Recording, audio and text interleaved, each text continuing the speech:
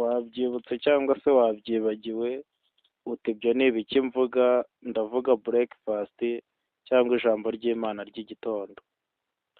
Niba wanabyibagiwe wigira impungenge, reka mbigufashemo. Kora subscribe niba utarayikora kugira ngo tubane mu biganiro bigiye bitandukanye ndetse n'ijambo ry'Imana. Ijambo ry'Imana ry'igitondo, umurongo wo gutekerezaho. Abaroma igice cya 8 umurongo wa 31. None ubwo bimeze bityo tuvuga iki? Ubwo Imana iri mu ruhande rwacu, umubisha wacu ninde? Ubutumwa bw'ingenzi.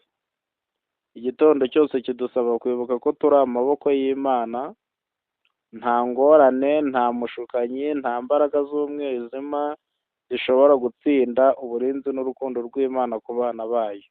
Ingingo y'uyu munsi: Imana iba mu ruhande rwacu igihe cyose, kandi ntidukwiye kugira ubwoba kuko turi mu maboko yayo, kandi dukwiye kumenya ko turi abatsinzi muri Kristo. Isengesho ry'igitondo. Mana Data uri mu ijuru, turagushimira ko uri kumwe natwe. Duhe kwizera ko nta kintu cyadutandukanya n'urukundo rwawe, kandi utuyobore uyu munsi mu nzira yo gutsinda no gukiranuka.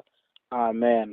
Evangeliste Salomo, mwifurije amahoro n'imigisha biva ku Mana Data wa twese.